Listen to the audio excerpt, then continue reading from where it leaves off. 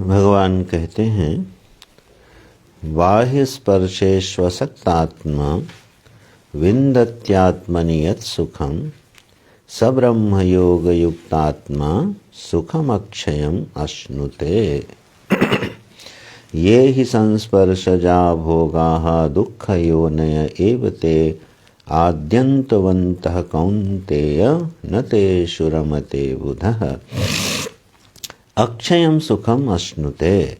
भगवान कह रहे हैं कि अर्जुन वह अक्षय सुख को प्राप्त करता है, प्राप्त ही नहीं करता, अश्नुते। अश्नुते माने होता है भोगता है।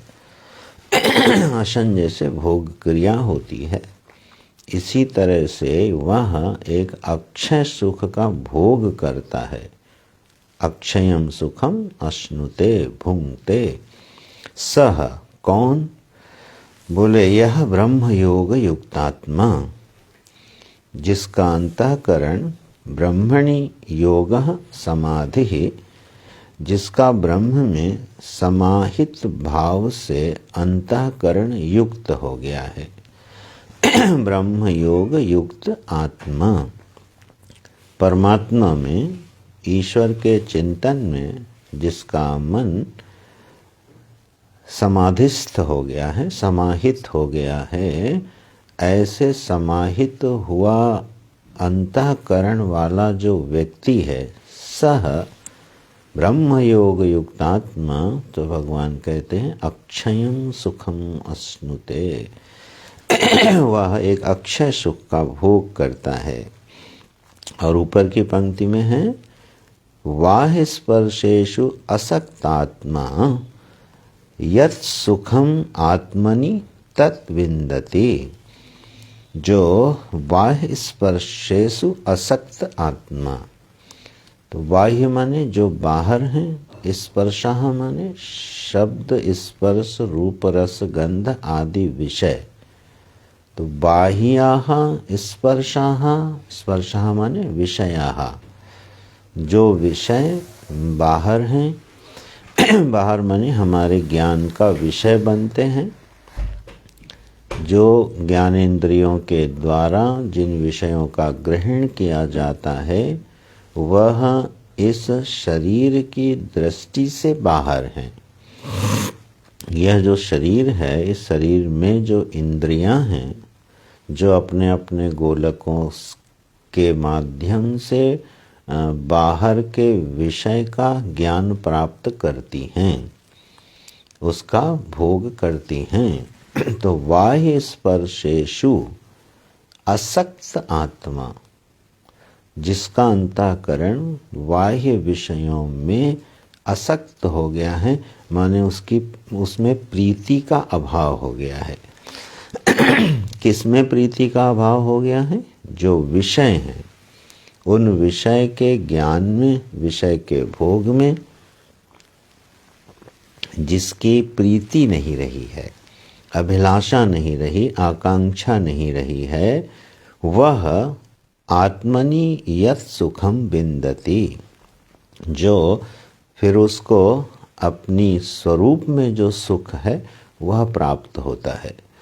भगवान ने यहाँ पर सुख शब्द 2 बार बोला है।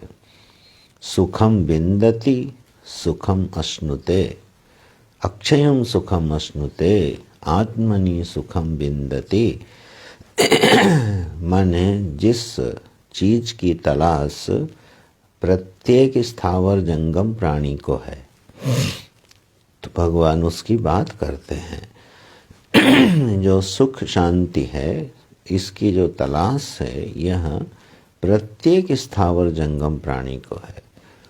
बुद्धिमान को भी है, बुद्धिहीन को भी है, पशुओं को भी है, वृक्षादि लता पता औषधियों को भी है। जो समस्त प्रपंच है, सारी सृष्टि है, उसका एक ही इष्ट है और उसी का नाम है सुख। तो ये जो सुख की अभिलाषा है, इसी को आधार बनाकर गुरुदेव बोलते थे कि in this universe nobody can be A atheist. इस दुनिया में कोई भी नास्तिक नहीं हो सकता। बोले ऐसा कैसे संभव है? बहुत सारे लोग हैं जो ईश्वर को नहीं मानते हैं और बहुत सारे लोग हैं जो ईश्वर को मानते हैं। तो गुरुदेव ने कहा कि सनातन धर्म में, सनातन वैदिक धर्म में ईश्वर का स्वरूप क्या है? बोले वो आनंद है। सच्चिदानंद स्वरूप जिसका है उसी को ईश्वर कहते हैं।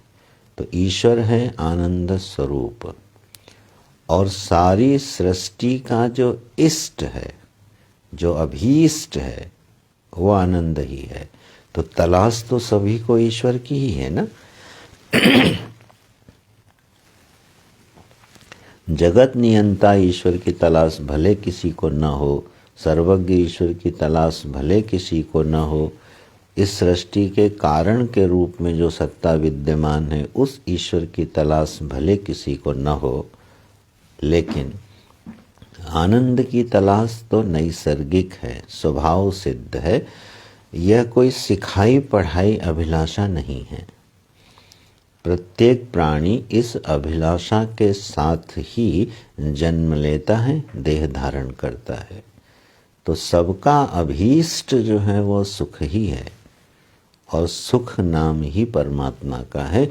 इसलिए कोई नास्तिक इस दुनिया में हो नहीं सकता, ऐसे बोलते थे। यहाँ भगवान ने इसी सुख की बात की है। आप लोगों को विदित होगा और चर्चा भी हुई है कि श्रीमद् भगवद गीता में भगवान ने सुख शब्द का प्रयोग किया है, आनंद शब्द का प्रयोग नहीं किया है। पूरी श्रीमद् भगवद गीता में आनंद शब्द का प्रयोग भगवान ने नहीं किया, सुख का ही प्रयोग किया है। निरतिशय सुख का, परम सुख का, ब्रह्म सुख का, यहाँ अक्षयम सुखम, लेकिन शब्द सुख ही लिया है, क्योंकि सुख से सभी परिचित हैं। सुख, सुखानुभूति से सभी परिचित हैं, तो उस परिचित शब्द का ही भगवान आलंबन लेते हैं। तो कहते हैं वाहि स्पर्शेषु असक्तात्मा, जो विषयों के प्रति एक अभिलाषा होती है, वह अभिलाषा जिसकी नहीं रही है, जो उससे थोड़ा असक्त हो गया है, असंग हो गया है। देखिए, विषय ज्ञान से कोई असंग नहीं हो सकता, लेकिन विषय ज्ञान के प्रभाव से असंग हो सकता है। जैसे नेत्र हैं, तो नेत्र जो हैं वो रूप का दर्शन करेंगे ही करेंगे, तो रूपक ज्ञान होना ही होना है।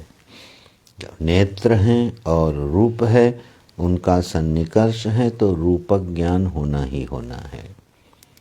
कर्ण है, शब्द है, तो शब्द ज्ञान होना ही होना है। आप आंख बंद करके रूपक ज्ञान को भले रोक लो, लेकिन कान भगवान ने सदा खुले रखे। इसमें कोई द्वार नहीं लगा रखा है, तो जो भी शब्द होता है वह कर्ण में अनायास प्रवेश करता है, उसमें कोई रोकने का द्वार भगवान ने दिया ही नहीं।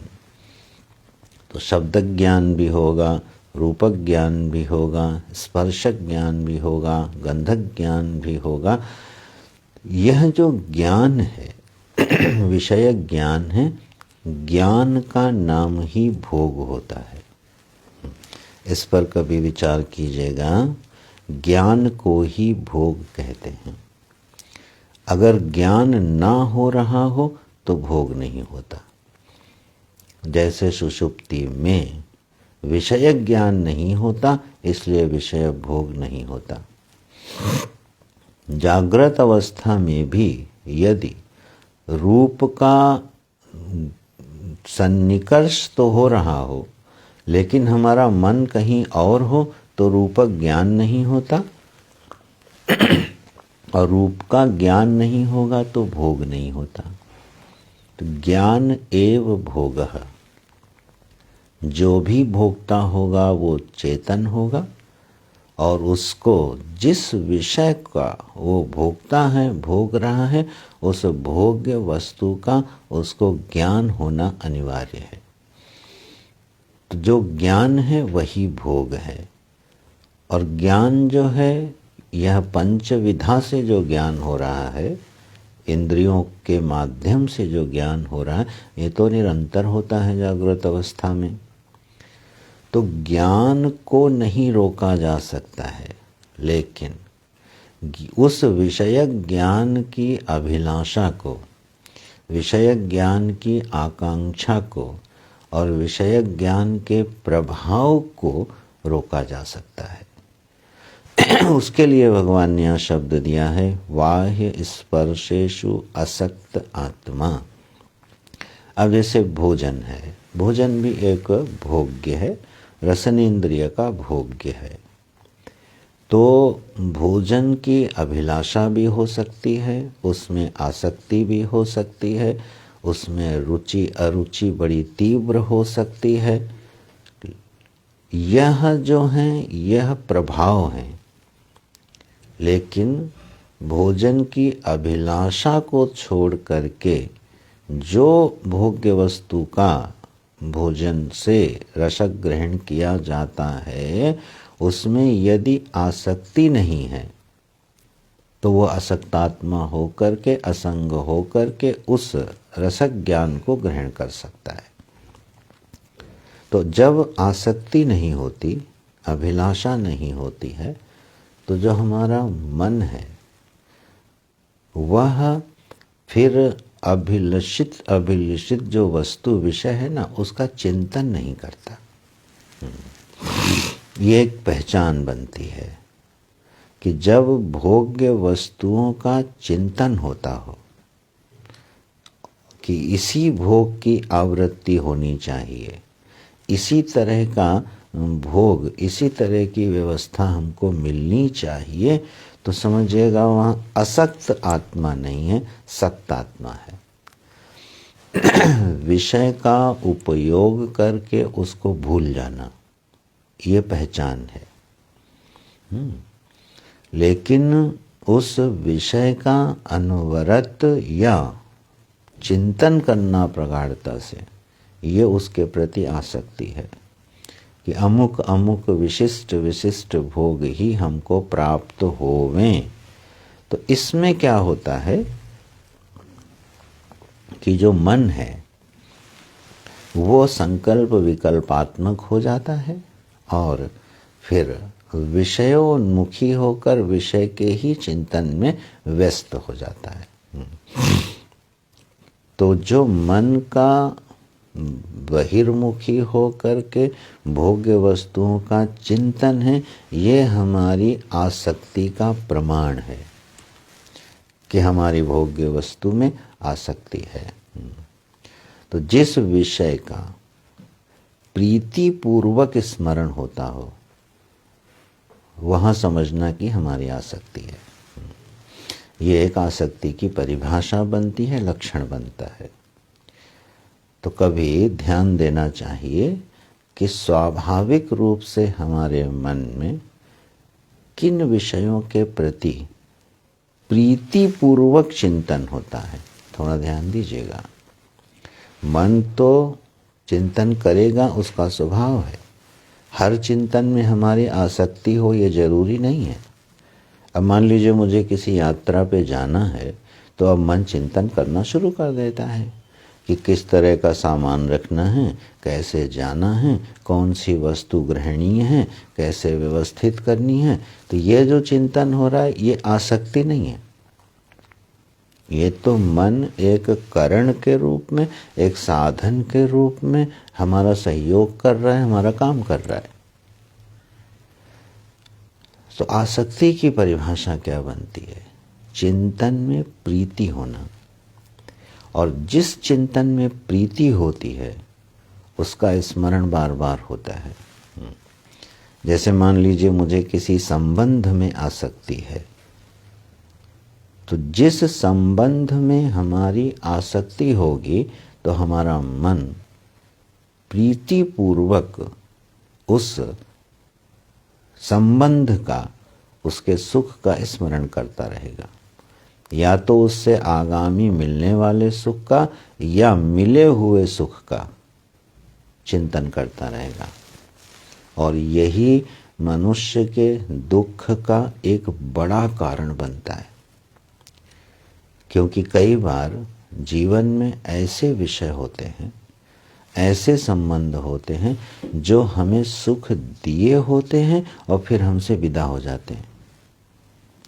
अब जो संबंध हमें सुख दे के विदा हो गया और अब इस जीवन में दोबारा उसके मिलने की संभावना नहीं है, तो अब उसकी प्रीति का स्मरण कर कर के मनुष्य जीवन भर शोकाकुल रहता है। और ऐसा प्रायः संबंधों के वियोग में होता है। कई बार ऐसी घटनाएं घट जाती हैं कि कोई माता अपने पुत्र को खो देती है,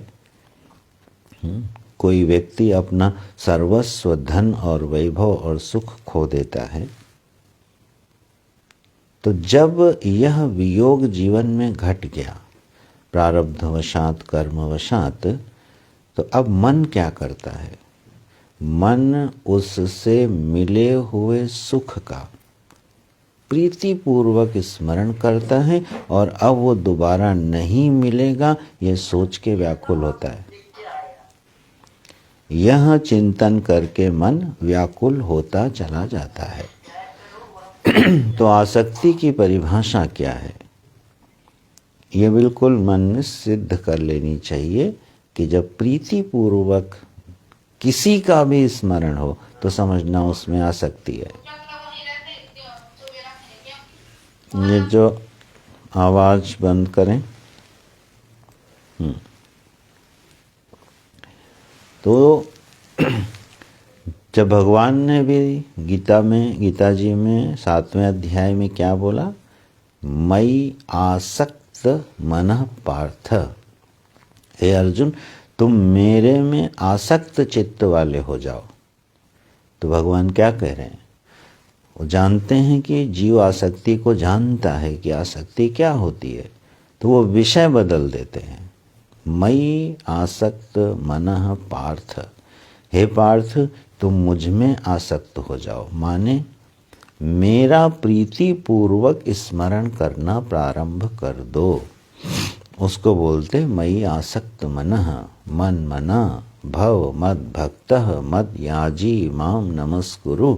ये सब प्रीति के लक्षण हैं। किसमें? परमात्मा में।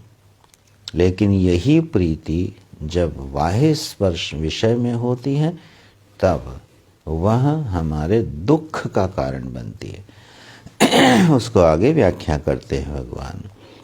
तो बाह्य स्पर्शेषु असक्तात्मा, जिसका मन इन विषय सुखों से केवल उपयोग करके छोड़ देने वाला हो गया है और प्रीतिपूर्वक चिंतन नहीं करता है, तो भगवान वादा करते हैं यत आत्मनि सुखम तत् विन्दति। फिर उसको जो सुख मिलता है वह अपने आत्मा में, माने आनंद स्वरूप प्रभु में, सुख स्वरूप प्रभु में जो सुख है उस सुख का जीव भोक्ता बन जाता है, विन्दति प्राप्त करता है। और अब इतना ही नहीं बोले, सह वही व्यक्ति जो बाह्य स्पर्शेषु अशक्तात्मा हो गया, भगवान उसके लिए कहते हैं वह ब्रह्म योग युक्तात्मा हो गया। क्योंकि मन का एक स्वभाव होता है कि मन चिंतन करेगा, ये उसका स्वभाव है। उसके इस स्वभाव को समझना चाहिए। या तो विषय चिंतन करेगा और या परमात्मा का चिंतन करेगा। चिंतन शून्यता जो है वो केवल अभ्यास से जन्य योग की एक क्षणिक अवस्था है, जो स्वाभाविक अवस्था है मन की। जैसे हम श्वास प्रश्वास लेते हैं, ये एक स्वाभाविक प्रक्रिया है। उसी प्रकार से मन का चिंतनशील होना, मन का संकल्प विकल्प करना, चित्त का चिंतन करना, यह स्वाभाविक प्रक्रिया है। लेकिन जब विषय बदल जाता है, विषय हो गया ब्रह्म, विषय हो गया परमात्मा, तो भगवान कहते हैं ब्रह्म योग युक्त आत्मा, ब्रह्मणि योगः, योगः माने समाधि। अब यह हमारा मन परमात्मा में समाहित होने लगा, समाधिस्थ होने लगा, तब सुखम अक्षयम अश्नुते। बोले अर्जुन, फिर जो सुख की प्राप्ति जीव को होती है वो अक्षय सुख होता है। अक्षय माने खत्म ना होने वाला सुख होता है। जैसे द्रौपदी का अक्षय पात्र है ना, भगवान की कृपा से उस पात्र में कभी भोजन समाप्त नहीं होता। उसी प्रकार से यह जो सुख मिलता है, किसको? ब्रह्म योग युक्त आत्मा को जो सुख मिलता है वह नित्य नवीन नूतन वर्धमान सुख होता है, और वो कभी घटता नहीं है बल्कि बढ़ता ही जाता है। तो एक बड़ी बात भगवान यहाँ बोल रहे हैं, या यहाँ को एक बड़ा आश्वासन दे रहे हैं कि हम जिन सुखों से परिचित हैं वो सब के सब क्षय युक्त सुख हैं। सभी का क्षय हो जाता है, ऐसा कोई अक्षय सुख अभी तक पहचान में शायद जीव की नहीं आया। तो वह सुख की प्राप्ति का द्वार कहाँ से है? तो पहला तो बाह्य स्पर्शेषु असक्त आत्मा, और साथ ही बोले हैं ब्रह्म योग युक्त आत्मा। अगर आप ध्यान दें भगवान के वचन पे, केवल असक्त आत्मा बोल के चुप नहीं रहे, मन को खाली नहीं छोड़ा, शून्य में नहीं छोड़ दिया। बोले जब बाह्य स्पर्श से असक्त हुआ तो ब्रह्म योग से युक्त हो गया। और दोनों जगह आत्मा अंतःकरण शब्द का प्रयोग किया है। बाह्य स्पर्शेषु असक्त आत्मा और ब्रह्म योग युक्त आत्मा। ऐसा तो ऐसे निरंतर जिसका मन प्रीतिपूर्वक मानो आत्मा में रमण करने लगता है, तो उसको जो सुख मिलता है, मिलता नहीं, वो सुख भोगता है।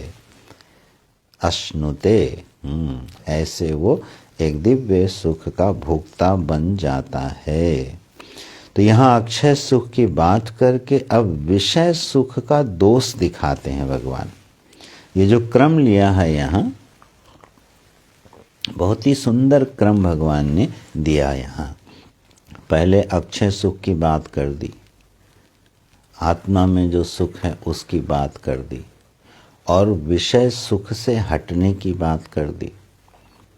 लेकिन प्रभु भी जानते हैं कि अनादि जन्मों के संस्कारों के वशीभूत हुआ चित्त अनायास एक वचन सुनने से, एक बात सुनने से विषय सुख से उपराम नहीं होता है। इस धरातल को, इस सच्चाई को परमात्मा श्री कृष्ण जानते हुए फिर एक मार्ग देते हैं। अब क्या बता रहे हैं? साधन क्या बता रहे हैं?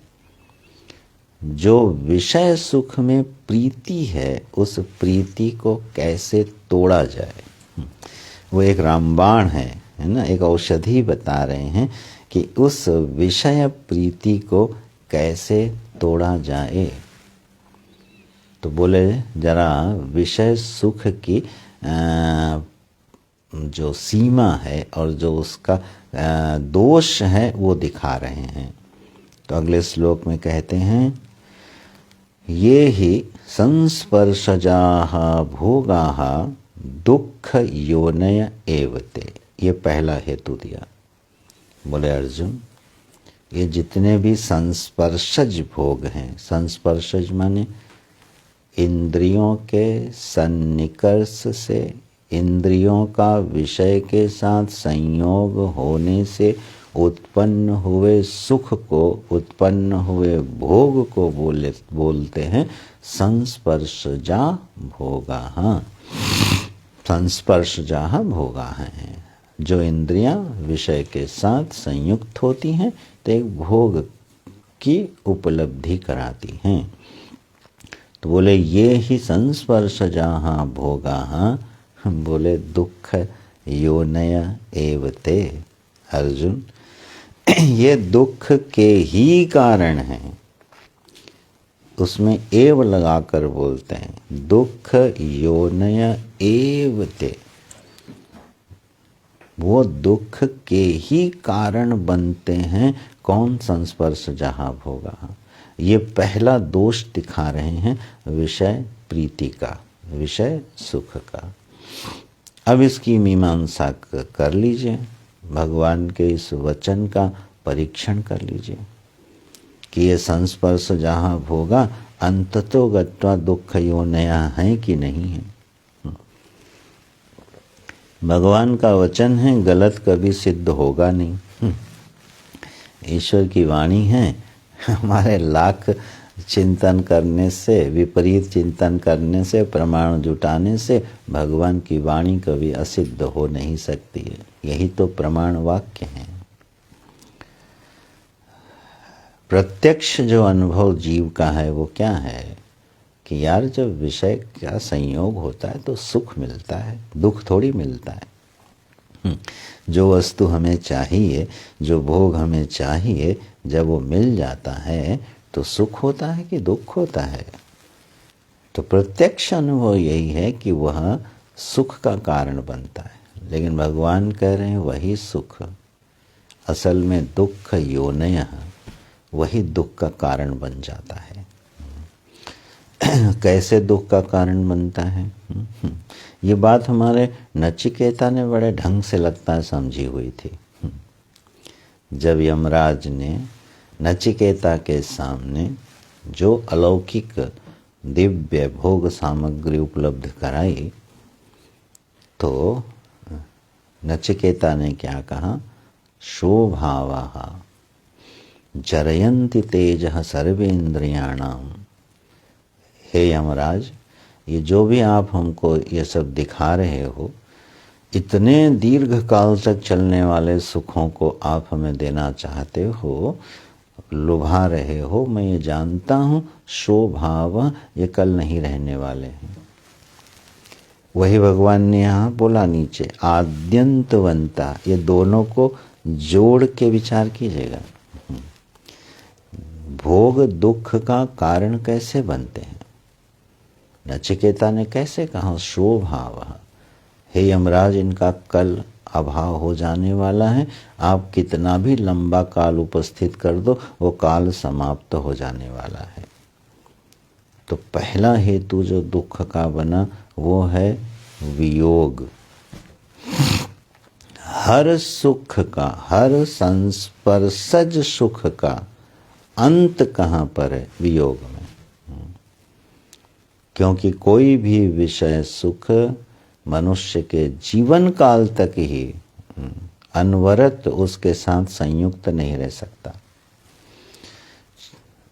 अब कोई रूप का भोगी हो तो क्या अहर्निश उसके साथ रूप का अनुकूल रूप का संयोग बना रहेगा?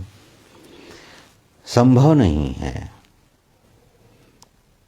तो दुख का कारण कैसे बना?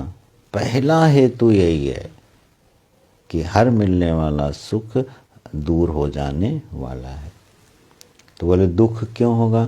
बोले दुख इसलिए होगा क्योंकि जब वह हमें सुख दे रहा होगा उस समय हमारी उसमें आसक्ति हो जाएगी, उस समय हमारी उसमें प्रीति हो जाएगी, और फिर वही प्रीति अनिवार्य रूप से जब वियोग होगा विषय का तो दुख का कारण बनेगी। अब बताइए ऐसा कौन सा भोग है जो वियुक्त होकर के आसक्त पुरुष को दुख न दे? तो दुख का ही कारण बनता है। बोले और दूसरा हेतु जो नचिकेता ने भी दिया, क्या? सर्वे इंद्रियाणाम जरयन्ति तेजः। अरे यमराज, ये जो भोग हैं ये सारी इंद्रियों के तेज को हरण करते रहते हैं। एक बड़ी कहावत छोटी सी, एक संत बोला करते थे कि जब दांत थे तब चना नहीं था और जब चने उपलब्ध हो गए तो दांत नहीं रहे। बोले जब खाने को चने नहीं थे तब दांत बड़े मजबूत थे तो चना नहीं मिलता था, और जब चने मिलने लगे तब तक दांत टूट गए। तो कहने का ढंग है वो यही है, प्रायः प्रायः जो है भोग्य वस्तुओं को अर्जित करने में भोगने की सामर्थ्य ही समाप्त हो जाती है। अधिकांश मनुष्यों के साथ तो यही होता है। जो कोई पुण्यकर्मी लोग हैं उनके जीवन में उनके पुण्य के प्रभाव से उनको सहज भोग उपलब्ध होते रहते हैं, और लेकिन वो बाद में वियुक्त होकर उन्हें दुख देते हैं। लेकिन प्रायः मनुष्य के जीवन में वह भोग सामग्री का अर्जन ही करता रहता है, और अर्जन करते करते जब उसके पास सब कुछ होता है तब तक भोगने का साधन क्षीण हो चुका होता है। तो जरयन्ति तेज, हर भोग हमारे तेज को, हमारी बुद्धि को, हमारी प्रमा को हरण करके ले जाता है। आद्यंतवंतः तु कौन्तेय, और अर्जुन कोई भी भोग ऐसा नहीं है जो प्रारंभ हो के जिसका अंत ना हो। बोले अगर आप ब्रह्मा के पद पर भी पहुंच जाते हो तो द्विपरार्ध की उनकी जो आयु है वो उनको क्षण मात्र में बीती हुई दिखाई देती है, और उनको भी लगता है मेरा समय बीता जा रहा है। देवलोक का जो दुख है ना वो मनुष्य लोक के दुख से बहुत बड़ा है। देवलोक का एक बड़ा विशिष्ट दुख है, क्योंकि वहाँ रोज एक घोषणा होती है। हाँ, ये मैं पुराण की बात बोल रहा हूँ। वहाँ एक घोषणा होती है, अमुक अमुक जीव सावधान, अब इनके पुण्य कर्म समाप्त होने वाले हैं, ये मर्त्यलोक में जाने की तैयारी करें। ऐसी घोषणा देवलोक में होती रहती है कि जिन जिन जीवों के पुण्य कर्म समाप्त होने वाले हैं अब वो मर्त्यलोक में जाने की तैयारी रखें। अब ये घोषणा सुन के देवता विह्वल हो जाते हैं, जिनको अब विवश हो के उस भोग से वियुक्त होना है। तो अगर भगवान की ये बात पहले सुन लिए होते, आद्यंतवंतः तु कौन्तेय, तो काहे को उसमें रमण करते, काहे को उसमें प्रीति करते, और काहे को उसमें आसक्त होते। ध्यान रखिएगा, विषय भोग दुख नहीं देता, विषय की में जो प्रीति है वो दुख देती है। इसलिए ज्ञानी पुरुष जगत का जैसा भोग कर लेता है वैसा ज्ञानी नहीं कर पाता। जो फक्कड़ राम हैं, जो रमते राम हैं, वो जितना बढ़िया से जीवन को और जगत को भोग लेते हैं वो अन्य व्यक्ति नहीं भोग पाता। जब कभी परिव्राजक मंडलियों में विचरते समय फक्कड़ साधु संतों की टोलियों में रहते हुए हमने इस सुख का बड़ा अनुभव किया है। क्योंकि वहाँ विषय तो आया और उस विषय का सबने उपभोग किया, लेकिन सबको मालूम है अब कल तक रखने की इसकी व्यवस्था ही नहीं है, तो उसको आज ही खत्म कर देना है। तो भरपूर उस विषय का भोग हो जाता था, और प्रीति आसक्ति इसलिए नहीं है क्योंकि वो कल रखने की जगह ही नहीं है, वो संग्रह का स्थान ही नहीं है। तो वह जो एक अपरिग्रही इस जगत को भोगता है, जो विवेकी और ज्ञानी इस जगत के विषय का भोग बिना प्रीति के कर लेता है, वैसे अविवेकी और अज्ञानी लोग नहीं कर पाते। चिंता में ही सब बीत जाता है। धन का भोग तो कम होता है, संग्रह ज़्यादा होता है, और फिर वह संग्रह की रक्षा करने में जीवन बीतता चला जाता है, और उस संग्रह की रक्षा करते करते उसको लूटने वाले, उस पे नज़र गड़ाए रखने वाले लोग यत्र तत्र झपट्टा मारते रहते हैं। कुछ संत बोलते थे, शायद गुरुजी बोलते थे, कि जो नेताजी का सुख है जो उस कुर्सी पर बैठते हैं। जब एक नेताजी मंत्री बनते हैं तो कितने संघर्षों के बाद मंत्री बनते हैं, लेकिन वह मंत्री पद की जो कुर्सी है उसको घसीटने वाले इतने लोग हैं कि बेचारे मंत्री जी उसका भोग ही नहीं कर पाते, उसकी रक्षा ही नहीं कर पाते, उसकी रक्षा में ही लगे रह जाते हैं। तो जो अतिशय संग्रही होता है वो विषय भोग भी नहीं कर पाता। तो अगर इस सत्य को भगवान के समझ लिया जाए, क्या कि आद्यंतवंतः, कोई ऐसा भोग नहीं है जिसका अंत ना होवे। जैसे हमें अपने घर में तो आसक्ति होती है लेकिन धर्मशाला में नहीं होती। जब आप किसी होटल में जाते हो और उसके खूबसूरत कमरे में रुकते हो, उसकी हर सुविधा का उपभोग करते हो, लेकिन क्या उस होटल के कमरे से आपको आसक्ति हो जाती है? क्यों नहीं होती? बेहद खूबसूरत कमरा है, हर सुविधा है उसमें, हर सेवा है उसमें आसक्ति क्यों नहीं होती? क्योंकि मालूम है कल छोड़ के चले जाना है। कल ये होटल छोड़ के हमको चले जाना है, इसलिए उसमें आसक्ति नहीं होती। लेकिन घर को लगता है ये हमें कहाँ छोड़ के जाना है। ये बात सही है। घर भले आपको न छोड़े, लेकिन आप तो घर को एक न एक दिन छोड़ ही दोगे ना। यह जो देह है ये भी घर है, इसको भी एक न एक दिन छोड़ ही दोगे। आज जिसका आदि हुआ है उसका अंत जरूर होगा। लेकिन आश्चर्य की बात है कि क्षणिक जहाँ आद्यंतवंतता है वहाँ हमें आसक्ति नहीं होती, और जहाँ थोड़े लंबे समय की है वहाँ आसक्ति हो जाती है। अरे 10, 20, 50 साल में छोड़ना हो और चाहे 1-2 दिन में छोड़ना हो, उसमें बेसिक फर्क क्या है? इस सत्य को जो समझता है, इस सत्य को जो बुद्धि धारण करती है, वो विषय ज्ञान के बीच में रहते हुए भी विषय में प्रीति नहीं करती है। तो ये भगवान क्या साधन बता रहे हैं? जो ऊपर बोला है ना, अक्षयम सुखम अश्नुते आत्मनि सुखम यत् तत् विन्दति, उसका उपाय बता रहे हैं।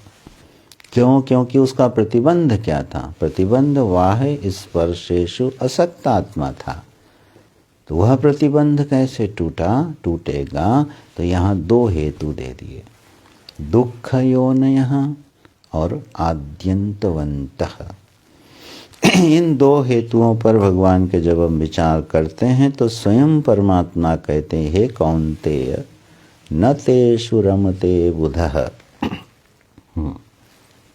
बुधः तेषु विषयेषु न रमते। अरे अर्जुन, हे कौन्तेय, जो बुद्धिमान लोग हैं फिर इन विषयों में रमण नहीं किया करते, इसमें उलझते नहीं हैं, इसमें फंसते नहीं हैं, अपने मन और बुद्धि को इसमें गलाते खपाते नहीं हैं, दिन रात उसके चिंतन में डूबे नहीं रहते हैं। तो बुद्धिमान लोग इन 2 हेतुओं को विचार करके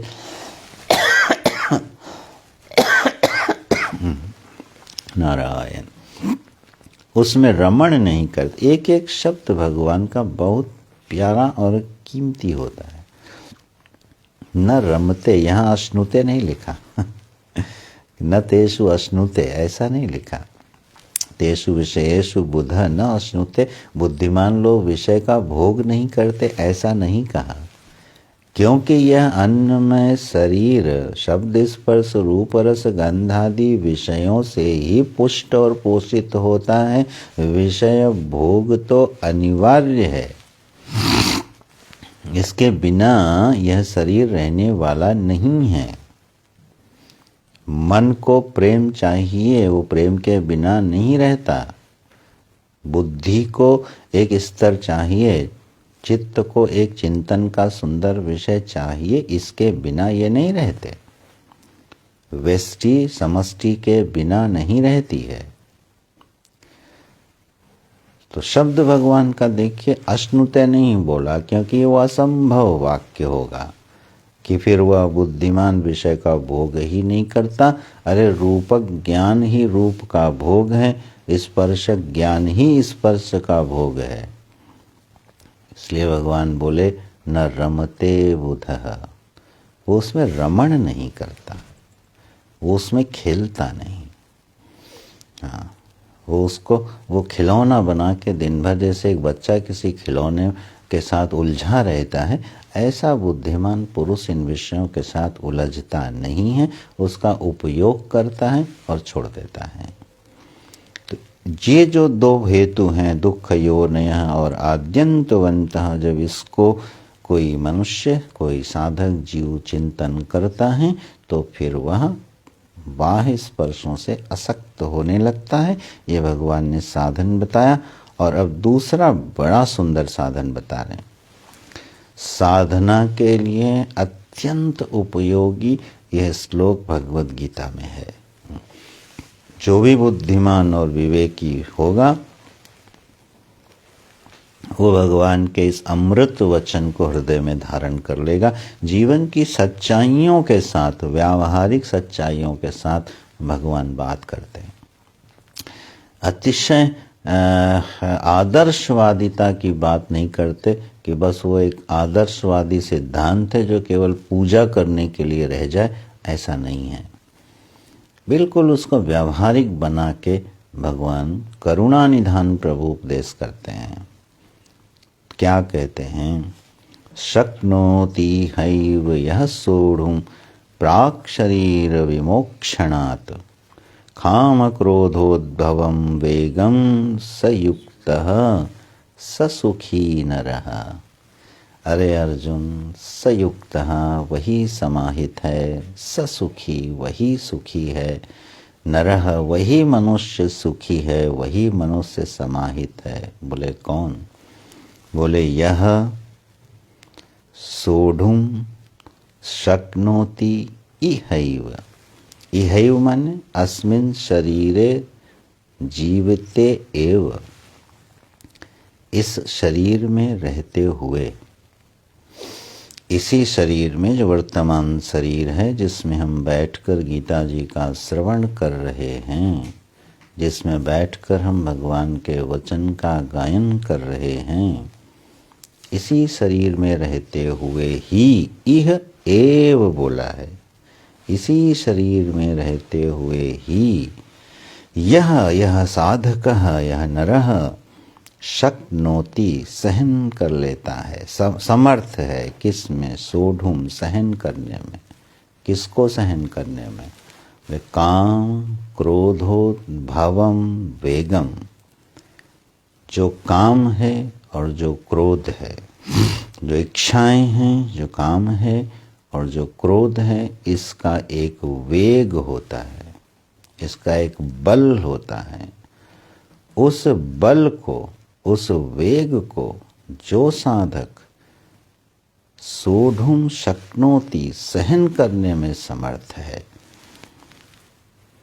बोले स सुखी, वही सुखी है। इतनी प्यारी बात है भगवान ने कही। अगर हम लोगों के मन में ये उतर जाए तो एक बड़ी क्रांति हो सकती है। क्योंकि दो वृत्तियां भगवान ने ली हैं जो मनुष्य के जीवन में सबसे तीव्र होती हैं, एक काम और एक क्रोध। इनका जो वेग होता है वो बड़ा बलवान होता है और उसके वेग को सहन करना शायद थोड़ा मुश्किल होता है और हर बार आदमी का बांध टूट जाता है। जब ऋषियों को भी क्रोध आता है तो वो क्रोध करने के बाद उस पर विचार कर पाते हैं। अरे नारद जी की कामना जब पूर्त नहीं हुई तो उनको कितना क्रोध आया। काम विजयी नारद जी कामाभिमान से ग्रस्त होकर जब नारायण के पास पहुँचे तो अपने काम विजय की घोषणा करने पहुँचे अभिमान पूर्वक, और भगवान ने उनको वो स्वरूप दिखा दिया, एक लीला रच दी। तो उस काम के वेग को नहीं सहन कर पाए नारद, और पूरा नहीं होने पर उनको आया क्रोध। और कैसा क्रोध आया कि भगवान को जाके कहते हैं, इतना अपशब्द बोले हैं नारद जी भगवान विष्णु को, नारायण को, कि दइयों साप न तो मरियों जाही। इस दुष्ट नारायण को ना मैं अभी जा रहा हूं, शाप दूंगा, नहीं तो मारूंगा जाके। किसके लिए बोल रहे हैं? जिन नारायण को अपनी वीणा के स्वरों पे अहर्निश प्रीति पूर्वक गान करते हैं नारद जी, आप कल्पना कर सकते हो। हम लोगों का क्रोध तो फिर उनकी तुलना में बहुत छोटा है। नारद जी अहर्निश प्रेम पूर्वक जिन नारायण का हृदय में गान करते हैं, आज क्रोध के वेग में उन्हीं नारायण को बोल रहे हैं मारूंगा जाके। ये बड़ा स्वतंत्र है, इसके सर पर कोई नहीं है, ये बड़ा दुष्ट है। सोचिए आप। इसलिए भगवान ने यहाँ दो वृत्तियों का उल्लेख किया, काम क्रोधोत भवम वेगम।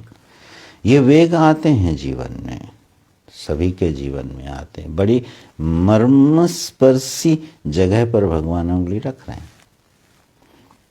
और आप देखते होंगे कभी आपको क्रोध आता है या आपके पुत्र को क्रोध आता है तो अपने पिता को ही क्रोध में क्या क्या बोल जाता है, तुमने हमको पैदा करके कोई एहसान कर दिया, तुमने क्या किया हमारे लिए जीवन में।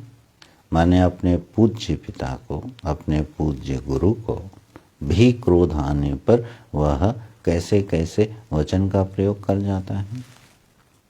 और कामासक्त होने पर विश्वामित्र जी जैसे ऋषि, सर्वभंग नहीं, वो जो मीन को देख करके एक ऋषि गृहस्थाश्रम में प्रवेश है, मीन को देख करके एक ऋषि थे जो गृहस्थाश्रम में प्रवेश कर गए थे, मीन के मैथुन को देख करके।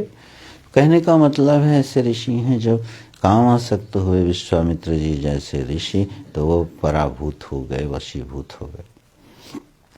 क्रोध और काम दो ऐसे वेग हैं जो आदमी से सहन नहीं होते हैं। सहन नहीं होने का मतलब है अभिव्यक्त हो जाते हैं उचित अनुचित का ध्यान रखे बिना। अब सोचिए कितनी महत्वपूर्ण साधना है, और ये बड़ी प्यारी साधना है। देखिए, जप तप ध्यान व्रत उपवास यज्ञ दान ये भी श्रेष्ठ साधनाएं हैं, लेकिन ये विचार रूपी तप सर्वश्रेष्ठ साधन है। विचार एक बहुत बड़ा तप होता है। लेकिन जो थोड़ा सा भी हम आप अगर इस पर ध्यान दे पाएं, रोज थोड़ा थोड़ा ध्यान देते चले जाएं, तो भगवत कृपा से वो सामर्थ्य हमारे पास आ जाती है कि हम इनके वेग को न केवल सहन कर लेते हैं बल्कि चैनलाइज कर देते हैं। ये हमने अपने गुरुजनों में देखा, क्योंकि जब तक शास्त्र किसी व्यक्ति में ना दिखे तो जरा आनंद नहीं आता। सौभाग्य से हम सभी लोगों को ऐसे गुरुजन प्राप्त हुए जिनके जीवन को बड़े नज़दीक से ये चीज़ें हम लोग देख पाए। क्रोध की परिस्थिति आने पर क्रोध कब अभिव्यक्त कर रहे हैं? 10 दिन बाद। सोचो आप, क्यों उस समय क्रोध करना उचित नहीं था, इसलिए वहां क्रोध नहीं किया गया। 10 दिन बाद उस क्रोध को अभिव्यक्त करके समझाया गया। इसको बोलते हैं सहन करना। ठीक है। किसी सभा में हमको या घर में जब कोई इस तरह का माहौल है और किसी ने कोई बात कह दी, तो प्रायः हम में से सभी लोग तुरंत उसका प्रत्युत्तर दे देते हैं, जवाब दे देते हैं, तत्क्षण, क्षण मात्र भी विचार नहीं करते कि यहाँ बोलना उचित है या नहीं। कोई ध्यान नहीं रहता है। लेकिन अगर सावधान होंगे तो हम उस बात को वहाँ नहीं बोलेंगे, उचित अवसर देखेंगे और तब बोलेंगे। प्रभु श्री राम के जीवन में, भगवान श्री कृष्ण के जीवन में, महापुरुषों के जीवन में देखिएगा, उन्होंने कैसे अपने काम क्रोध को अभिव्यक्त किया, दूसरे के जीवन में अभिव्यक्त होने दिया, समयानुसार। समयानुसार अभिव्यक्त हुआ काम और क्रोध जो है वो कल्याण का हेतु बनता है। भगवान ने विभूति योग में कहा ना, धर्मा विरुद्धो कामोस्मि भरतर्षभ। हे भरतर्षभ, धर्म से अविरुद्ध जो काम है वो मैं हूं। तो ये कोई दुश्मन नहीं है हमारे, ये वृत्तियां हमारी दुश्मन नहीं हैं। अगर उपयोग की जाए तो हमारी सहयोगी हैं। लेकिन ये उपयोग होंगी कैसे? यह सोढ़ुम शक्नोति, काश इनको हम सहन कर पाए। सहन करने का मतलब है तत्क्षण अभिव्यक्त ना करें और उचित समय का विचार करें, जरूरी हो तो करें और जरूरी ना हो तो उसको छोड़ दें। इसको बोलते हैं सहन करना। और एक बड़ी सुंदर बात इसी श्लोक में है जिस पर गुरुजी बोले हैं, जिस पर प्रायः ध्यान नहीं जाता है, प्राक शरीर विमोक्षणात्। बोले ये दो वृत्तियां जो हैं जीवन आयु पर्यंत मनुष्य के जीवन में रहती है। ये भगवान का वचन है। ये मत समझना कि अवस्था जब बढ़ेगी तो काम क्रोध शिथिल हो जाएंगे, नहीं। वृद्धावस्था में वृद्ध व्यक्ति इतनी इच्छाएं करने लगता है, इतनी कामनाएं करने लगता है और इतना क्रोधी और चिड़चिड़ा हो जाता है, सोचो आप। इसलिए भगवान ने क्या क्या, प्राक शरीर विमोक्षणात्, जब तक यह शरीर है तब तक यह वृत्ति मनुष्य के जीवन को प्रभावित करती रहेंगी, चाहे वो बालक हो और चाहे वो मरणासन्न वृद्ध हो। अजामिल का प्रसंग ले लीजिए, वृद्धावस्था में कामासक्त हुआ। क्रोध तो जैसे जैसे आयु बढ़ती है क्रोध बढ़ता जाता है, आश्चर्य की बात है। बढ़ती हुई आयु में व्यक्ति चिड़चिड़ा और क्रोधी होने लगता है। ये जीवन सही दिशा में जिया नहीं गया। इसीलिए अगर जीवन भगवान के वचनों की छाया में जिया जाता तो ये दुर्घटना नहीं घटती। तो हम लोगों को सावधान होकर के जरा इसका अभ्यास शुरू करना चाहिए। यह सोढ़ुम शक्नोति, शक्नोति लिखा है, सहन करने में समर्थ है, क्योंकि सब कोई सहन करने में समर्थ नहीं होता है। तो हमें इसको सहन करने में समर्थ होना है। बोले होगा क्या? अरे अक्षयम सुखम अश्नुते। देखिए इन 3 श्लोकों में भगवान ने सुख शब्द का प्रयोग किया। यत आत्मनि सुखम तद विन्दति, अक्षयम सुखम अश्नुते, स सुखी नरः। बार बार सुख सुख शब्द को प्रयोग कर रहे हैं। क्यों कर रहे हैं? क्योंकि इसी की तो तलाश है। और उसका सही मार्ग क्या है? वो ये है जो भगवान बता रहे हैं। तो सयुक्तः स सुखी नरः, हे अर्जुन, वही समाहित चित्त वाला है और वही सुखी है।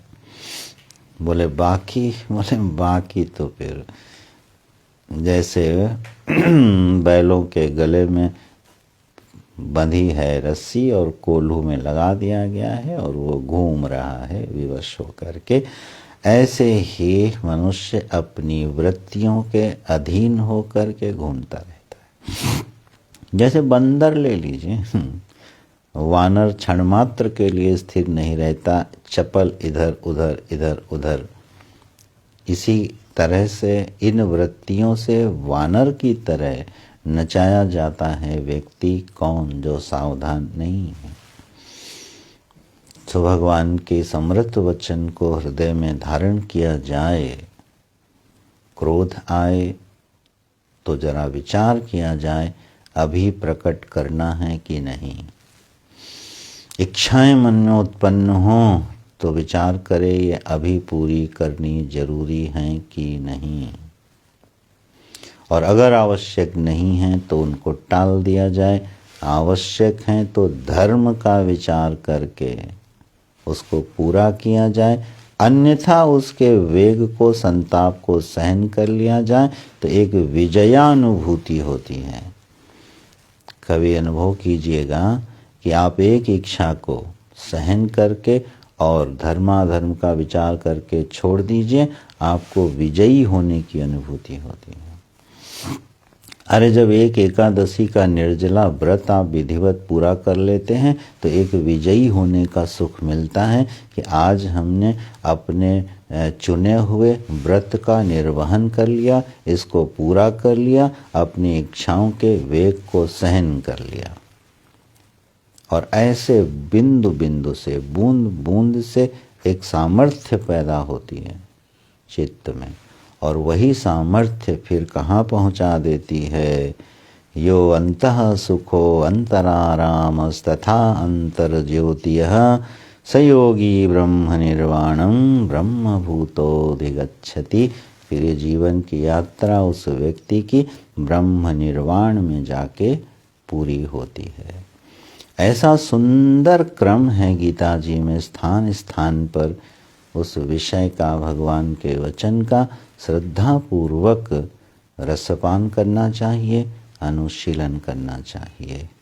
नारायण, भगवत कृपा से हम लोग पुनः अगले रविवार को मिलेंगे। बहुत बहुत धन्यवाद। ओम नमो नारायण। तत्सत। ओम तत्सत। हरि ओम।